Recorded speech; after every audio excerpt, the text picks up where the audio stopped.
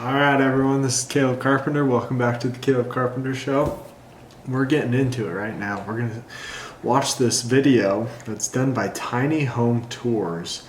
Solo female in 4x4 adventure rig finds freedom and adventure on the road. All right, let's jump right into it. Hi, I'm Lindsay, and this is my Overland Explorer X10 flatbed camper. I've been traveling solo for 4.5 years and in this rig for 2 years. So come on inside while I show you around.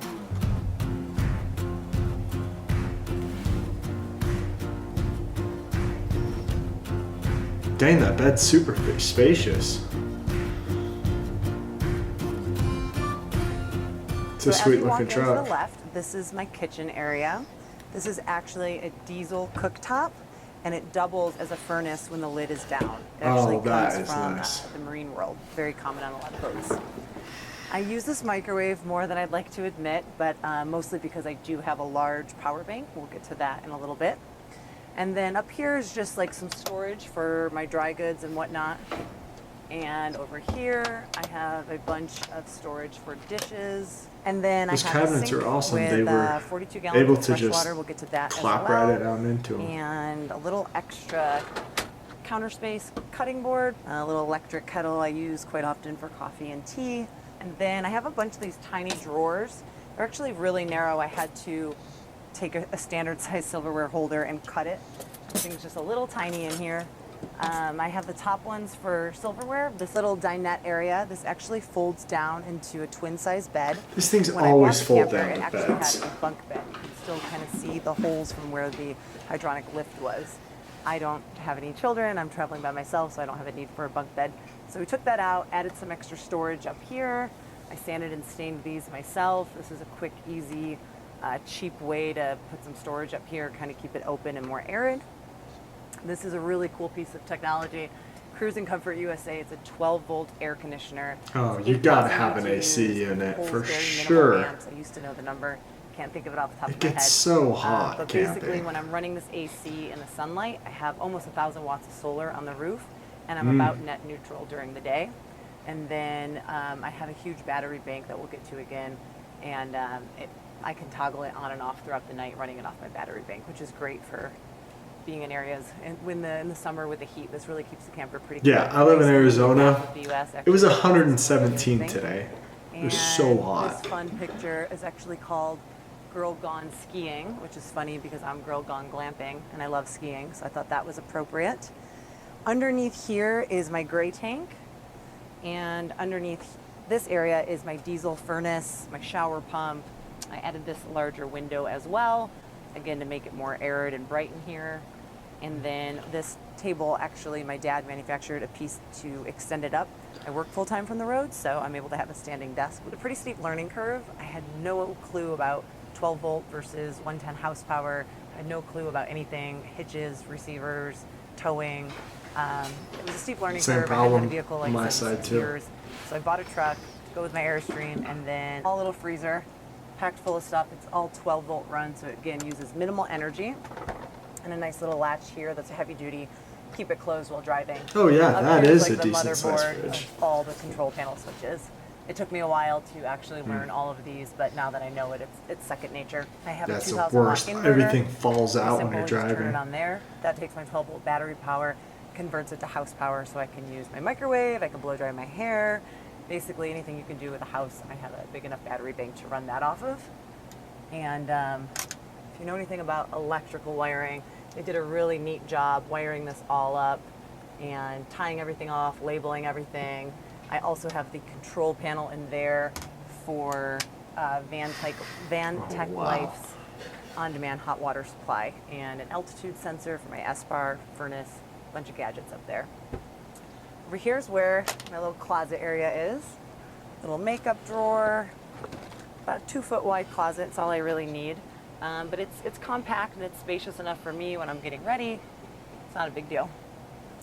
The mirror inside A little there, bit more definitely a storage perfect up here. spot for it. Again, that's where I have my blow dryer, flat iron. I do not pretend to be roughing it at all. I'm very much glamping. And I wanted to set this camper up to simulate a house as close as possible to set myself up for long-term success. So I really don't feel like I'm sacrificing that much when it comes to those type of things. Lots of shoes stored up there as well. This is my water tank. Like I said, it's 42 gallons of fresh water. Oh, It's wow, internal. 42 I do a lot of gallons. skiing in the That's a winter. lot of and water. Winter camping and sub-zero Goodness. temperatures.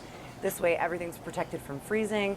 All the plumbing is that PEX stuff, so it does expand if I was to somehow have a reason that it gets frozen.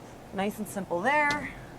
And then in this cabinet, I have 4 Lion Energy 100 amp hour batteries, as well as my Big Well, that's Charge where 2000 batteries can inverter last. and Dang. solar charger as well. So everything's tucked away in there.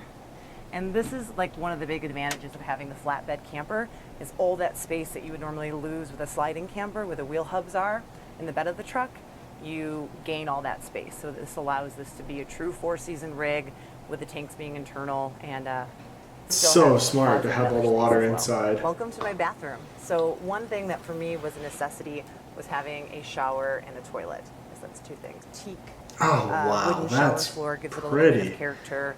Yeah, And, that again, is all really this nice. fiberglass stuff, super easy to clean, mold resistant. I just wipe it down after my shower. And then I have this nice little storage shampoo, conditioner. Oh, shower wow, gel you just caddy up here. And That's all you have can to see do I'm- is just I'm squish standing it about right 4 down. inches up off the floor. I'm 5'10" and I still have quite a bit of headroom in here, which is great because I do get a little claustrophobic, not in my camper, but just in general. So this is like nice and spacious for me. This is my bedroom. This is just a couple inches shorter than a queen size bed. And I love the height clearance in here as well. I can sit up here comfortably. Sometimes I work early morning. I added this big window up front right here. Again, more air, more sunlight. I love that I have a window so on smart. every wall of the camper. Being I a female love traveling by the myself, light coming in noise at night. at all I can sides. see out every side, everywhere, every direction, and make sure everything's good to go. These 2 little windows here do provide a nice cross breeze. And then a buddy of mine this summer helped me redo and re-insulate this wood paneling here to make it a little bit more cozy. My dad fabricated this shelf here, which is great. I found these bins smart, on Amazon, for sure. which are such an odd shape. I think they're supposed to be used this way, but it fits perfect. Otherwise, it's just dead space up there in the nose of it. Not really the best at interior design decorating, but my friend Christy is, and she kind of helped me. You know, little things like having a striped pattern go this way, give the illusion of everything being a little bit bigger. Oh, yeah, little that's offset nice. color scheme. She was really helpful with that. Those are things that are not my strong suit.